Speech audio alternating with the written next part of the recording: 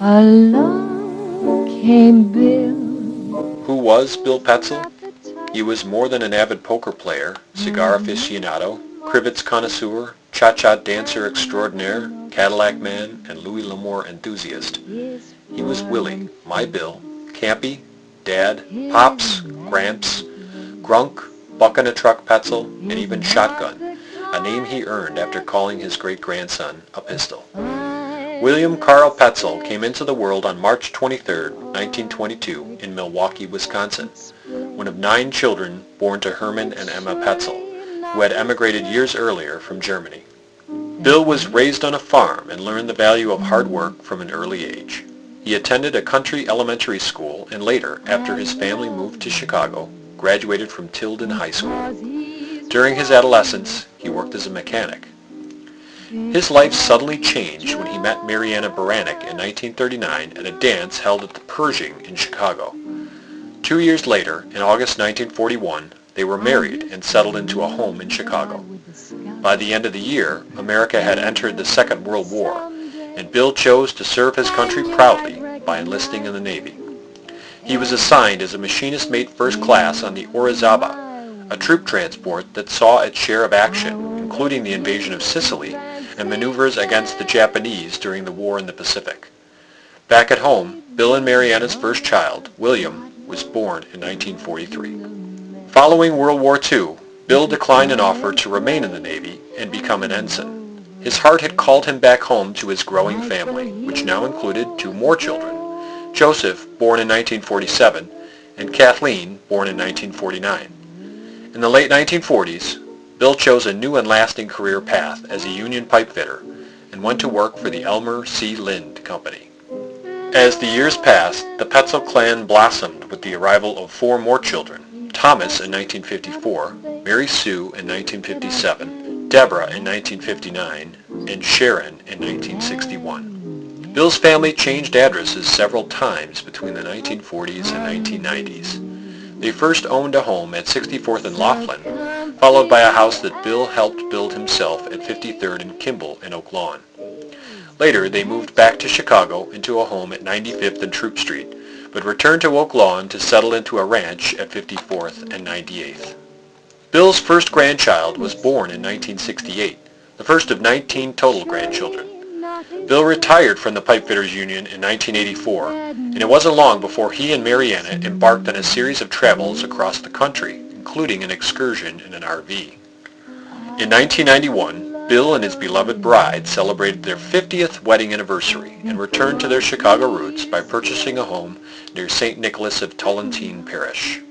Oak Lawn drew them back, however, in the late 1990s, when Bill and Mariana nestled down for good in a property next to their daughter's home on 52nd Street. Bill's first great-grandchild came along in 1997, and 3 more followed.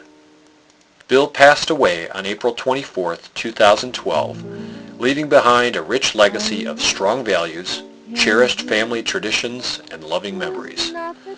Bill was a man who bucked the odds, overcame adversities, and succeeded in marriage, fatherhood, and his career by relying on a persevering spirit, tireless work ethic, and compassionate heart. Consider his accomplishments. He weathered a hardscrabble life of meager means growing up on a country farm during the Great Depression. Bill volunteered to serve his country after the bombing of Pearl Harbor and managed to avoid death and injury during World War II. In his spare time, he engaged in entrepreneurial business ventures, such as building a camping park in the Wisconsin Dells and helping to develop a golf aid called the Drive-In Putt. Bill worked as a pipe fitter for 35 years and remained a loyal union member for 62 years. As his career progressed, he was regarded as such an esteemed expert in his craft that he was assigned to work on highly specialized control panels at nuclear power plants. So far, Bill's been responsible for helping to bring 28 lives into this world, including 7 children and nearly 24 grandchildren and great-grandchildren. Consider that research indicates that more than 4 out of 10 marriages end up in divorce, but Bill remained happily married for over 70 years. Even in their later years, Bill and his wife were able to live together independently in their own house in relatively good health and comfort. At a time when the average American male life expectancy is 76, Bill lived to a ripe old age of 90. He was able to spend his last days in the warm, nurturing environment of his own home, surrounded and cared for by his loved ones. There are two things to aim at in life, Logan Pearsall Smith once said. First, to get what you want, and after that, to enjoy it. Only the wisest of mankind achieve the second.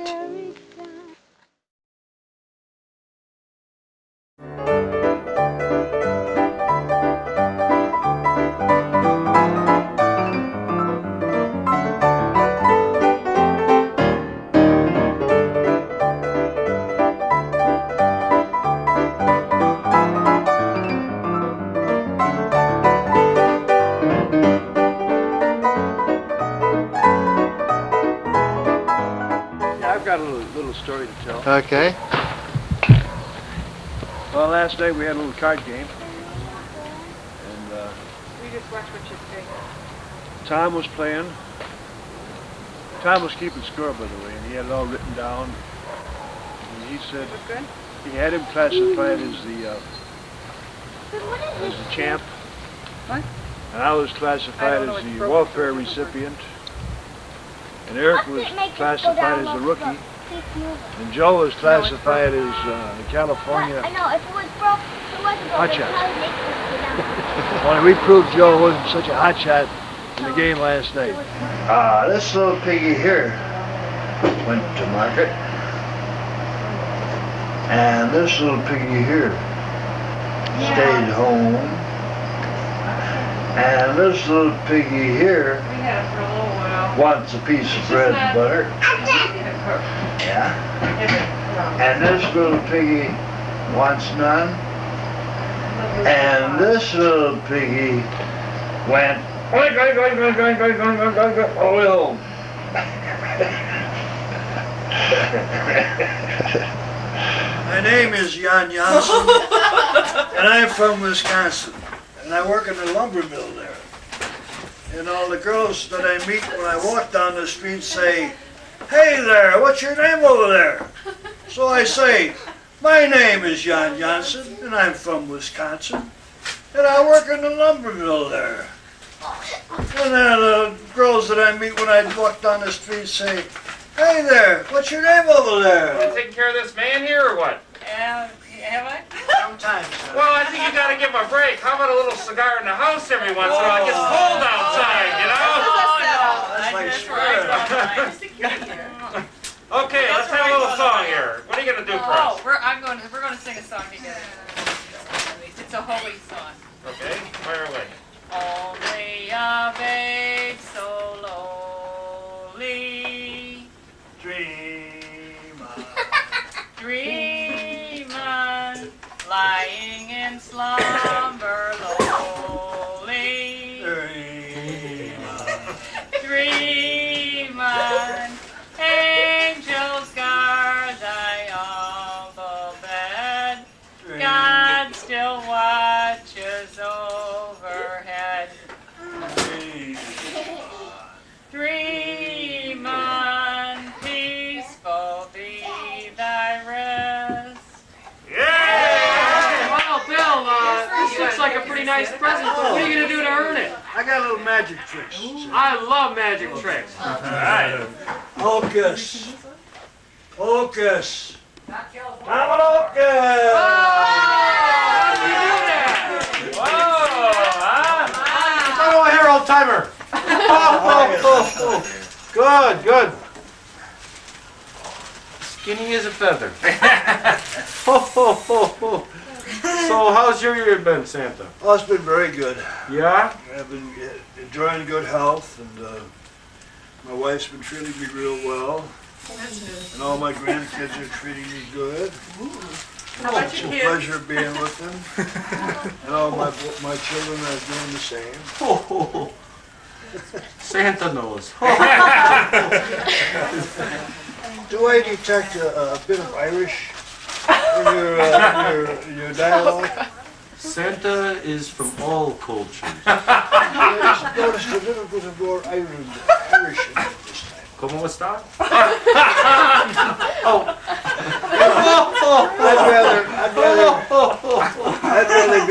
worse than president. So, enough of the bull. What are you going to do for Santa this year? Let's see. How about if I tell an Irish joke? I thought I said enough of the bull. Sure. It was Pat and Mike. And Pat was, he was fishing down in the sewer. Mike says, "What are you doing, Pat?" And Pat says, "I'm fishing for my coat." He says, "You know it'll be ruined when you get it up." He says, "Yeah, I know, but I left my lunch in the pocket."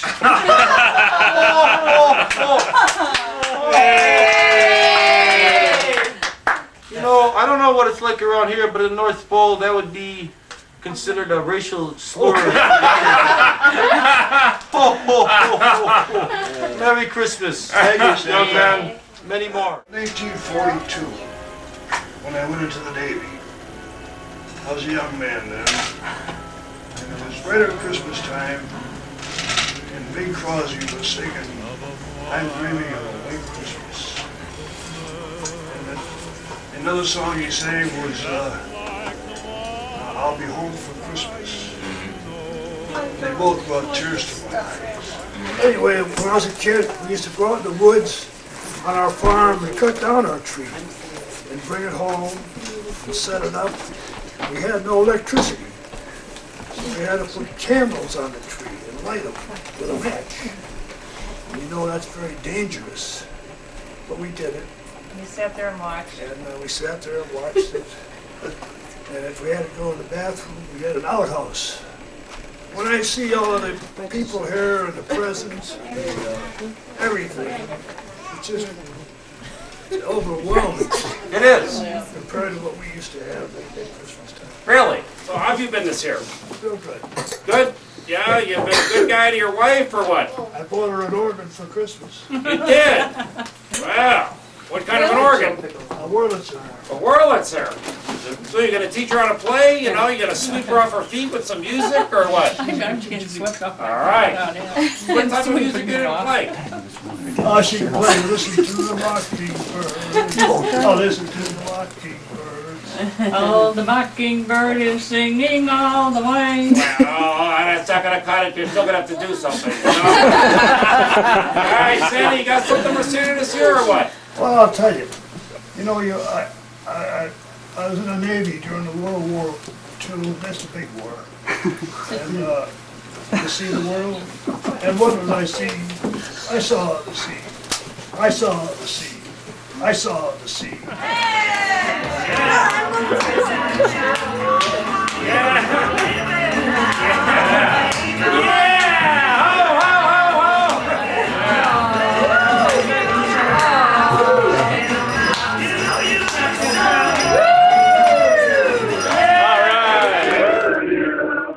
Happy birthday to you.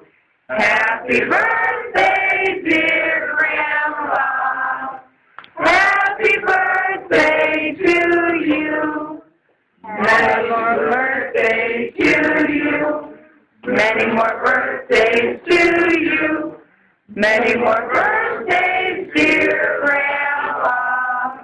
Many more birthdays to you. May the dear Lord bless you. May the dear Lord bless you. May the dear Lord bless and keep you. May the dear Lord bless you. May you live till you die. May you live till you die. May you live till you